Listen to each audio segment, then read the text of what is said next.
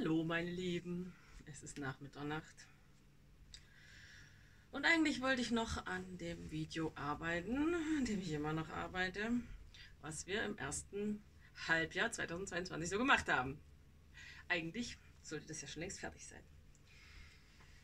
Aber irgendwie habe ich noch viel zu viel Wäsche und das stapelt sich hier. Also ist jetzt erstmal ein Wäschetalk dran. Ja, viel fehlt nicht mehr zu diesem anderen Video. Ich muss noch die Musik raussuchen und den Vorspann machen. Und dann ist eigentlich fertig. Also es kommt bald, es kommt wirklich bald. Aber ich habe echt zu viel zu tun. Also dann, wenn es dann irgendwann nachts um 1 oder 2 ist, irgendwann ist dann bei mir auch nicht mehr so viel da oben in der Birne los, dass ich mich auf Videobearbeitung konzentrieren könnte. Ja, der Wäschetalk dieser Nacht zum Thema die erste Geburt. Die Mütterkarriere beginnt ja mit dem ersten Kind, nicht wahr? Und das war bei mir auch so. Ich habe irgendwann mein erstes Kind gekriegt und die erste Geburt ist in jeder Hinsicht besonders. Man wird zum ersten Mal Mutter. Man hat noch keine Ahnung von Tuten und Blasen, also man kann sich viele schöne Bücher durchlesen und die Theorie kann man sicherlich dann rauf und runter und man denkt, man weiß, wie es so geht, ne? Oder auch nicht.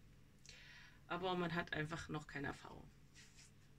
Ist natürlich praktisch, wenn man schon mal irgendwie reingucken konnte in eine andere Familie, man da so ein bisschen teilhaben konnte oder wenn in der eigenen Familie es jüngere Geschwister gab, wo man das noch so mitgekriegt hat. Ist auf jeden Fall nützlich.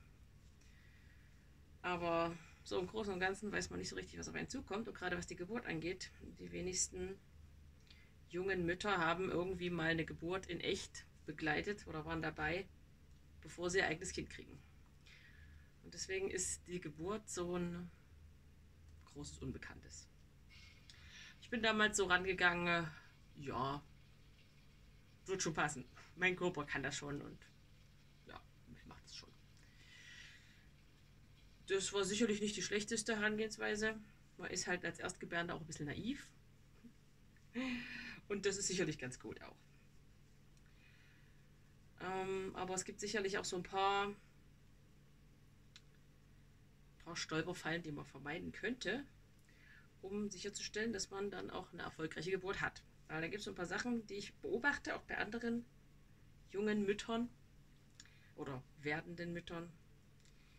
So bei der ersten Geburt, so Erwartungshaltungen und Vorstellungen, die der Realität nicht unbedingt entsprechen. Es ist halt, wenn man erst mal Mutter wird, bis dahin hat man im Leben, was hat man gemacht? Man hat Schule gemacht, man hat vielleicht eine Ausbildung gemacht oder studiert. Man hat also viel Zeit mit Büchern verbracht und viel in seinen Kopf reingetan. Theorie gepaukt, das konnte man gut, Prüfung bestanden, so hat man seine Karriere gemacht bis dahin. Und so geht man dann natürlich auch das Thema Geburt an in der Regel. Man liest Bücher, man hört sich an, was die Experten dazu zu sagen haben und dann denkt man, man ist gut vorbereitet. Der Unterschied zu Schule und Studium und all diesen Sachen und Geburt ist nur, dass Geburt ist was der Körper tut. Hat nichts mit wie viel Intellekt man hier oben hat zu tun, sondern das ist eine autonome Körperfunktion.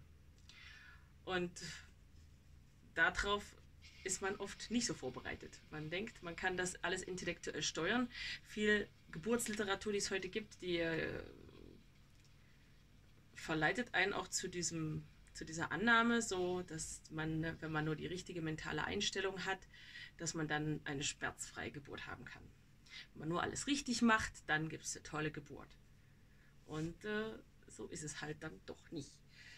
Weil der Körper spielt auch eine Rolle und der spielt eine wichtige Rolle. Und der spielt manchmal nicht so die Rolle, die man sich so wünscht. War bei meiner ersten Geburt auch so. Da hat der Körper das nicht so gemacht, so reibungslos, wie ich das gern gehabt hätte. Also ich hatte einen hohen Gradstand, das heißt, das Kind hat sich nicht richtig ins Becken gedreht. Und ich hatte fieseste Schmerzen über ein paar Stunden. Und am Schluss hat es doch noch die Kurve gekriegt. Und es ging alles gut zu Hause. Aber ich war danach tot. Ich habe echt alles gegeben und gelassen. Ich hatte in der Muskelkater in den Armen von mich aufstützen. Ich war heiser vom Schreien. Also ich war erstmal nicht zu gebrauchen. Ja, es ist halt was der Körper macht, ne?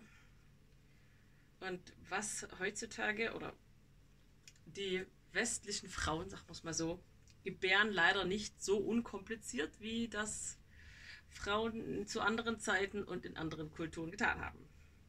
Da kann man sicherlich einige Gründe dazu finden. Zum Beispiel die westliche Lebensweise, immer schön bequem im Stuhl sitzen, relativ wenig körperliche Arbeit, wenig Bewegung, aber auch Nährstoffmängel wenn man selber noch im Mutterleib war oder als Kind, dass dann Unterentwicklung des Beckens oder das Becken ist halt nicht richtig gut geformt oder Muskelverkürzungen durch komplexe körperliche Zusammenhänge, wie zum Beispiel, wenn man mit dem Kiefer Probleme hat, dann kann das sich in die ganze Wirbelsäule lang runter fortsetzen, Verspannungen, dann ist das Becken vielleicht schief gezogen dadurch und schon sowas kann dann dazu führen, dass das Kind sich nicht gut ins Becken dreht zum Beispiel. Oder dass der Beckenboden verspannt ist, vielleicht einseitig verspannt ist. Also da gibt es vieles, was man als Erstgebärende meistens nicht auf dem Schirm hat, was aber dazu führen kann, dass die erste Geburt eben doch nicht so locker flockig, entspannt verläuft, wenn man nur die richtige Atmung hat und das richtige Mindset und ja, also Mindset ist natürlich wichtig, ne? Unter der Geburt kommt raus, was man wirklich glaubt. Also man kann sich vorher viel einreden, aber unter der Geburt kommen die wirklichen Glaubenssätze raus. Und da macht es einen Unterschied, ob man sich nur, also dann weiß man, also man kann sich vorher wirklich selbst auch betrügen oder belügen oder wie auch immer. Aber unter der Geburt, da funktioniert das nicht mehr. Und dessen sollte man sich vorher bewusst sein, dass man wirklich in sich geht, was glaube ich, was wenn es hart auf hart kommt, woran halte ich fest? Und das ist dann auch das, was einen dann führt unter der Geburt. Also wenn das nicht so alles so locker, flocker, reibungslos läuft. Und beim ersten Kind muss man halt das Kind oft rausarbeiten. Und es sind Schmerzen, obwohl man vielleicht vorher die tollste Atmung geübt hat, Hypnobirthing und was nicht alles. Es sind Schmerzen und dann damit umzugehen. Und wenn man vom Mindset her, also nicht das Auftrainierte, was dann das unterdrückt und naja, wo man so tut, als, naja, ich habe doch das richtig trainiert so. Sondern das ist das, was tiefer sitzt, was man schon seit der Kindheit sich angeeignet bekommen hat. Wenn du Schmerzen hast, da nimm eine Schmerztablette, nimm ein Medikament, irgendwas von außen. Unter der Geburt kann das wieder hochkommen. Oder ist wahrscheinlich, dass es hochkommt. Wenn man Schmerzen hat, oh, ich brauche jetzt ein Schmerzmittel, ich brauche jetzt was. Also dieses Gefühl, ich brauche was, statt ich bewältige das, ich habe die Kraft, das zu tun. Und an sowas entscheidet sich oft. Oder kann ich es aus eigener Kraft oder brauche ich Hilfe, muss mich jetzt jemand retten? Oder wer rettet mich? Also ich habe ich begleite ab und zu Geburten und auch Erstgebärende habe ich schon begleitet. Und was öfters rauskam, wenn es dann wirklich schmerzhaft wurde, wie geht man damit um? Wie geht Frau damit um? Und öfters, wenn sich so visualisiert wurde, dass es eine schöne, schmerzfreie so Geburt wird, wenn es dann richtig schmerzhaft wurde, dann setzte dann so Fluchtinstinkt ein. Ich muss weg. Jemand muss mich retten. Und dann ist der nächste Weg ins Krankenhaus. Und wenn man da sich ein bisschen anders darauf vorbereiten würde und dieses Anerkennen, okay, ich habe diese Tendenzen, wie gehe ich damit um, was würde ich machen in der Situation, wenn es richtig schmerzhaft ist, wie lange würde ich was probieren, was probiere ich dann, also wenn man ein bisschen mehr so sich diesen Gedanken öffnen würde, dass es eben auch wehtun kann, dann würde man in der Situation wahrscheinlich auch ein bisschen schon durchdachter reagieren können. Ja. Also in der Hinsicht finde ich ich finde es immer ein bisschen nicht so gut, diese Propagierung der schmerzfreien Geburt. Also gerade beim ersten Kind, es ist super, wenn es schmerzfrei ist natürlich, aber ich würde es nicht erwarten. Also irgendein Schmerz wird sicherlich dabei sein. Ja, ich bin ein Spaßverderber, wenn ich das sage wahrscheinlich, aber das ist so die Realität. Das heißt nicht, dass die Geburt deswegen schlimm und schrecklich sein muss. Also ich habe den Schmerz eigentlich nur bei der ersten Geburt als teilweise dominierend erlebt. Da gab es schon Phasen, wo es echt der Schmerz alles dominiert hat, aber bei den anderen Geburten war das nicht der Fall. Aber es kann Perioden geben, wo das echt alles auch dominiert. Normalerweise dominiert aber die Arbeit, also die Anstrengung. Nur wenn irgendwas nicht so richtig hinhaut, wenn das Kind nicht richtig liegt, dann kann der Schmerz, der alles dominiert, dazukommen. Das ist sicherlich ein gutes Warnsignal oder eine Kommunikation des Körpers. Irgendwas haut hier noch nicht ganz hin. Und was ich damals bei meiner ersten Geburt instinktiv dann richtig gemacht habe, nachdem ich gemerkt habe, die Hebammen wissen alle auch nicht, was jetzt hier zu tun ist. Und ja, dann geht es halt ins Krankenhaus. Das will ich aber ab und zu absolut nicht. Für Kaiserschnitt will ich auch absolut nicht. Dass ich wieder in mich gegangen bin, dass ich auf meinen Körper gehört habe, was fühlt sich richtig an, wo soll ich jetzt machen hier. Und das ist was ich ganz oft auch aus anderen Berichten mitkriege, wenn die Frau das schafft, wieder zu sich zu kommen und in ihren Körper zu spüren, was muss ich jetzt hier machen, wie kann ich dieses Problem lösen. Nicht, wie löst es jemand anders für mich, sondern wie kann ich das Problem lösen. Dann gibt es oft auch einen Weg dahin. Ja, genau, der körperliche Aspekt. Da kann man sich natürlich auch gut vorbereiten in der Hinsicht. Wenn man jung ist, was man meistens beim ersten Kind ist, dann sind so die ganzen Wehwehchen, die der Körper später im Leben immer mehr entwickelt, oft noch gar nicht oder ganz sanft ausgeprägt, dass man es gut ignorieren kann. Und man denkt dann, oh, ich bin doch gesund und mir geht's gut und es gibt ja gar nichts, woran ich arbeiten müsste. Aber oft gibt es dann halt doch so Sachen, so Kleinigkeiten und es lohnt also, sich ein bisschen vorzubereiten, zum Beispiel eben diese Spinning Babies Übung zu machen. Da gibt es was man jeden Tag machen kann.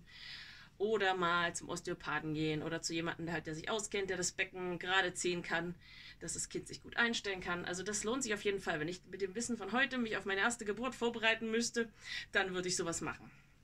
Weil Mindset ist zwar super, toll und wichtig, aber wenn der Körper nicht im Lot ist, mit Mindset alleine kann man nicht gebären. Das braucht auch einen Körper dazu, der das mitmacht.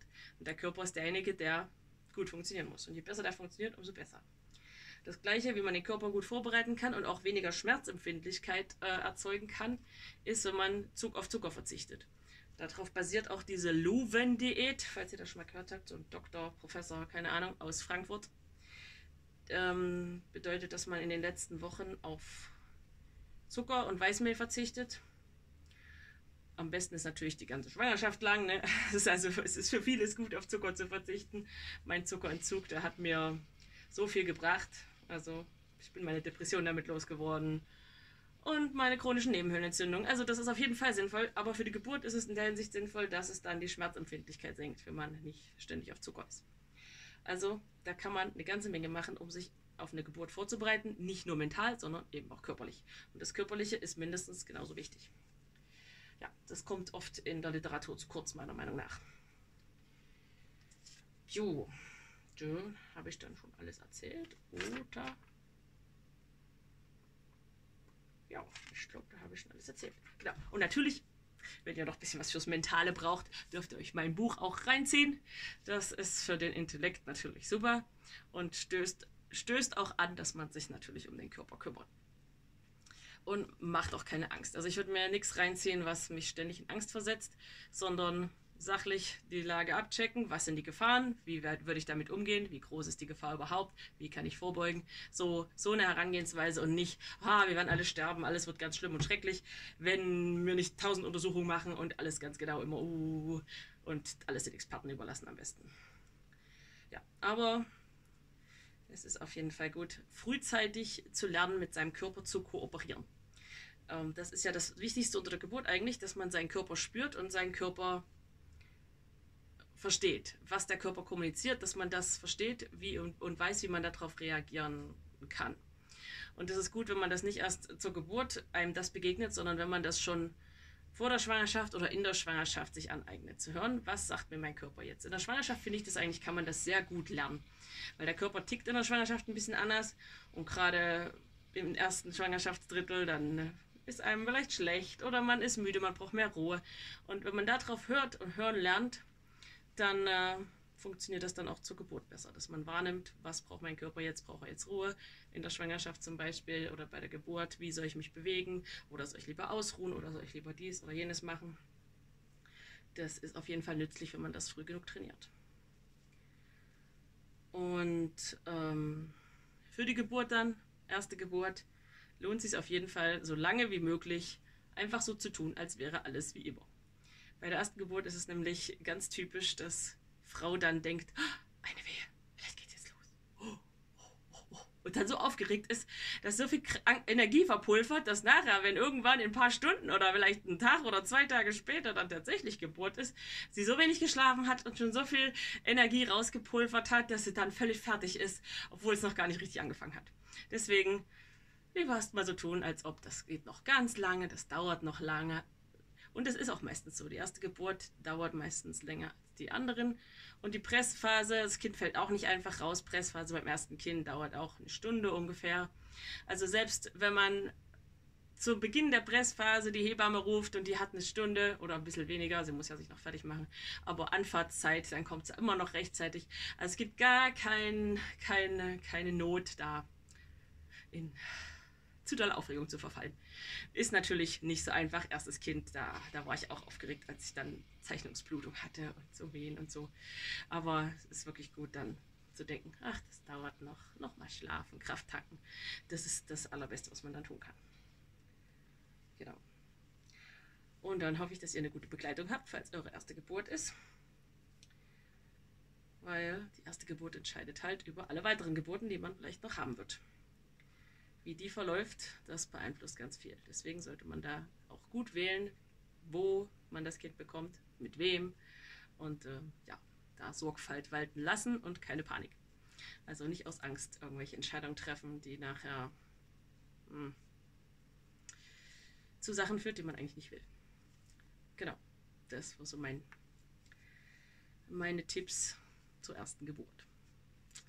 Dann falte ich mal noch ein bisschen meine Wäsche hier. Und das andere Video kommt auch bald. Tschüss!